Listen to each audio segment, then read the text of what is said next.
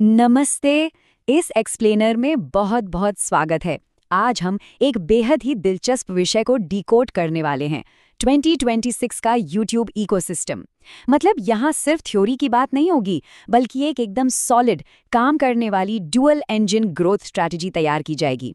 अलग अलग डेटा और रिसर्च को मिलाकर एक ऐसा एक्शन प्लान समझा जाएगा जो इस तेजी से बदलते प्लेटफॉर्म पर टिके रहने के लिए बिल्कुल जरूरी है।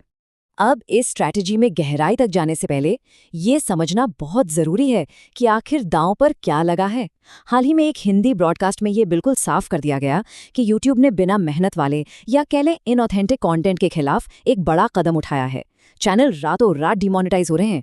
अगर कोई पूरी तरह से AI पर निर्भर है और कंटेंट में ज़ीरो ओरिजिनलिटी है, तो समझ लीजिए वो अब सबसे बड़े खतरे में है। तो इस पूरे सिस्टम को समझने के लिए हमारे पास एक क्लियर रोड मैप है। पहला, 2026 का एल्गोरिदम और ऑथेंटिसिटी। दूसरा, डिस्कवरी इंजन के तौर पर शॉर्ट्स। तीसरा, मैक्सिमम ROI के लिए लॉन्ग फॉर्म कंटेंट। चौथा, फैन फंडेड कम्युनिटीज बनाना। और आखिर में द डुअल कंटेंट स्ट्रैटेजी। चलिए सबसे पहले पिलर से शुरुआत करते हैं, 2026 का एल्गोरिदम और ऑथेंटिसिटी, यानी कंटेंट क्रिएशन की इस नई सच्चाई को समझना। अब एल्गोरिदम का पूरा फोकस इस बात पर शिफ्ट हो गया है कि कंटेंट बनाने में असल में कितनी मेहनत लगी है।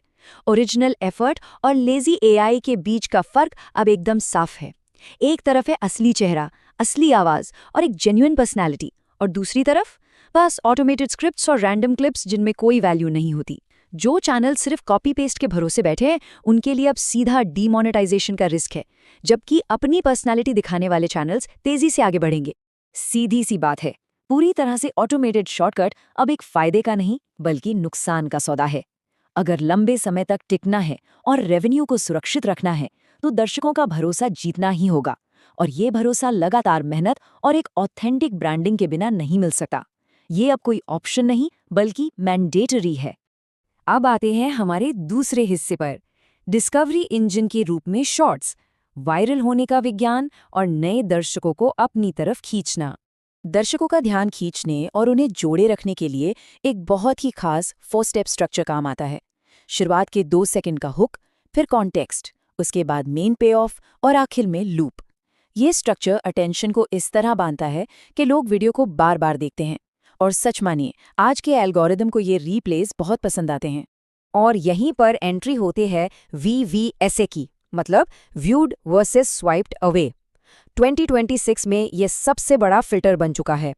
यह सीधा मापता है कि कितने प्रतिशत लोग स्क्रॉल करना रोककर एक शॉर्ट को असल में देख रहे हैं। यह इस बात का पक्का सबूत है कि अगर